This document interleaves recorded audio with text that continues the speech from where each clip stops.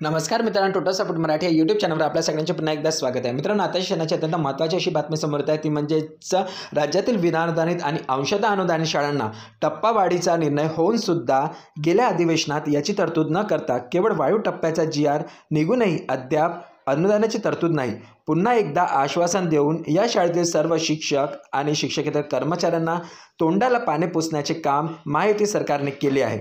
टप्पावाढीचा तरतुदीचे आश्वासन शासनाने पाळले नसल्यामुळे राज्यातील विनाअनुदानित शाळेतील शिक्षकात संतापाची वाट उसळली आहे। असून आता आम्ही काय केले म्हणजे सरकार निधीची तरतूद करील असा सवाल शिक्षकांना सरकारला केलेला आहे। आणि त्या संदर्भात माननीय श्री जगदाळे साहेब काय म्हणाले ते आपण पाहणार आहोत। मित्रांनो, तत्पूर्वी मित्रांनो, जर आपण या चॅनलवर नवीन असाल आणि आपणास जर हा व्हिडिओ आवडला आणि माहितीपूर्ण वाटला तर नक्कीच लाईक कराल आणि टोटल सपोर्ट मराठी या यूट्यूब चॅनलला अजूनपर्यंत सबस्क्राईब नसेल तर सबस्क्राईब करून बेल आयकॉन नक्की दाबा मित्रांनो, जेणेकरून अशाच प्रकारच्या नियमित बातम्या आपणास मिळत राहतील। चला तर मित्रांनो, काय संपूर्ण बातमी जाणून घेऊया।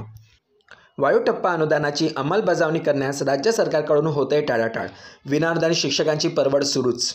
ऑगस्ट ते ऑक्टोबर या 3 महिन्यात सलग 75 दिवस वायू टप्प्यासाठी वेगवेगळे आंदोलन करून शासनाचे लक्ष वेधण्यासाठी कोल्हापूर शिक्षण उपसंचालक कार्यालय येथे विनाअनुदानित कृती समितीने शिकस्त केली।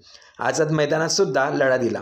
सरकारनेही अनुदानाचा वायू टप्पा देण्याचे आश्वासन देऊन 14 ऑक्टोबरला वायू टप्प्याचा GR काढला। संभावित निधीची तरतूद करण्याचे मान्य केले। मात्र आता 4 महिने झाले तरी निधीची तरतूद न करता आश्वासन न पाळणाऱ्या महायुती सरकार विरोधात विनाअनुदानित शाळेतील शिक्षक पुन्हा आंदोलन करण्याच्या तयारीत आहेत। हजारो शिक्षकांची आता 5-6 वर्षेच नोकरी राहिली असून तीही अशीच संपवता काय असा सवाल शिक्षक करीत आहेत। आंदोलनानंतर या शाळेतील शिक्षकांना 2016 साली 20% अनुदान मिळाले। त्यानंतर 60%चा वायू टप्पा अनुदानासाठी पुन्हा एकदा आंदोलन करावे लागले। त्यानंतर 60% अनुदान प्राप्त झाले। दरम्यान 80% अनुदान टप्पावाढीसाठी राज्यातील विनाअनुदानित आणि अंशतः अनुदानित शाळेतील शिक्षक आणि शिक्षकेतर कर्मचाऱ्यांनी कोल्हापूर आणि मुंबई येथील आझाद मैदानावर आंदोलन केले होते। यावेळी माजी शिक्षण मंत्री केसरकर यांनी 11 जून 2014 पासून टप्पावाढ देण्याचे मान्य केले होते। तसा GRही निघाला, परंतु शासनाने या आश्वासनाची अद्याप पूर्तता केली नाही।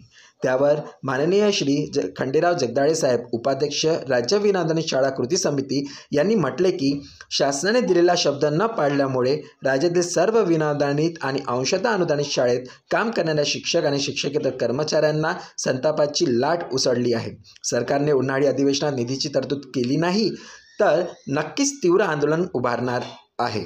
तसेच गेली 25 वर्षे विद्यादान करणाऱ्या शिक्षकांनी अनुदानाची आतापर्यंत 300 आंदोलन करावी लागली।